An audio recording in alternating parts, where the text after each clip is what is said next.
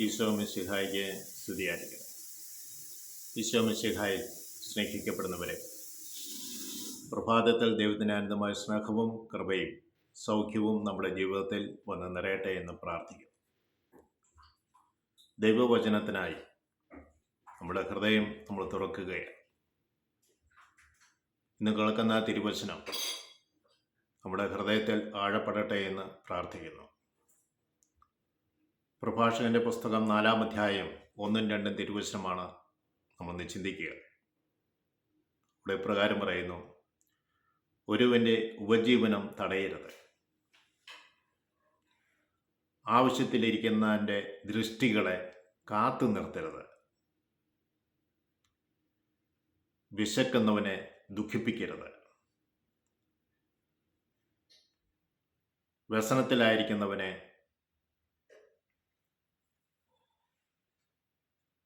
വ്യസനത്തിലായിരിക്കുന്ന വ്യക്തിയെ നമ്മൾ പ്രകോപിപ്പിക്കരുത്.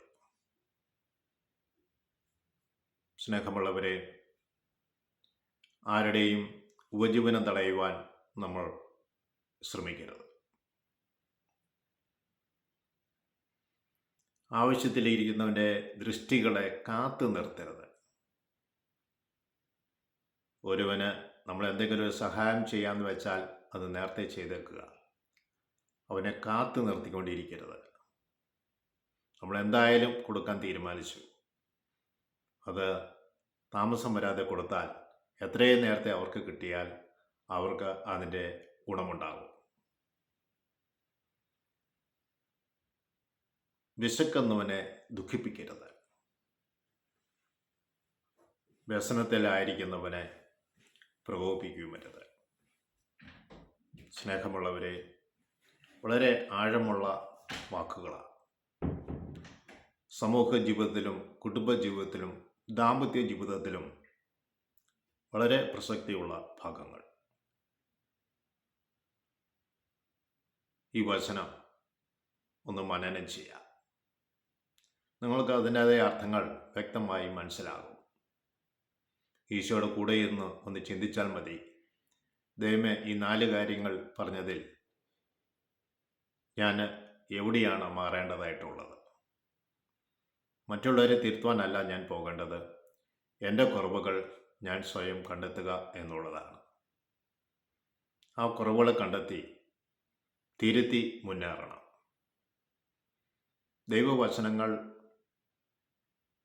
എങ്ങനെയും വളച്ചൊടിക്കുവാൻ കഴിയും. കഴിഞ്ഞ ദിവസം മീഡിയയിലൂടെ ഒരു കാര്യം ശ്രവിക്കുകയായിരുന്നു. ഒരു യുവാവിനോട് ഇൻ്റർവ്യൂ ചെയ്യുന്ന വ്യക്തി ചോദിച്ചു, നിങ്ങൾ എന്തുകൊണ്ടാണ് ഇങ്ങനെ മദ്യപിക്കുന്നത്? അപ്പോൾ അവൻ പറഞ്ഞു, എൻ്റെ അമ്മ പറയുന്നതനുസരിച്ചാണ് ഞാൻ ചെയ്യുന്നത്. അമ്മ എന്താണ് പറഞ്ഞത്? അമ്മ പറഞ്ഞു, മദ്യം നിന്റെ ശത്രുവാണ്. തിരുവചനം പറയുന്നു, ശത്രുവിനെ നീ സ്നേഹിക്കണം. അതുകൊണ്ടാണ് ഞാൻ മദ്യപിക്കുന്നത്.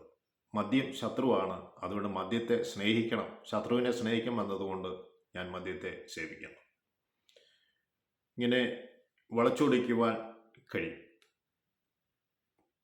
ദൈവാത്മാവോട് ചേർന്നിരിക്കുമ്പോഴാണ് നമുക്ക് പാപബോധമുണ്ടാകുന്നതും പശ്ചാത്താപമുണ്ടാകുന്നതും മാനസാന്തരമുണ്ടാകുന്നതും.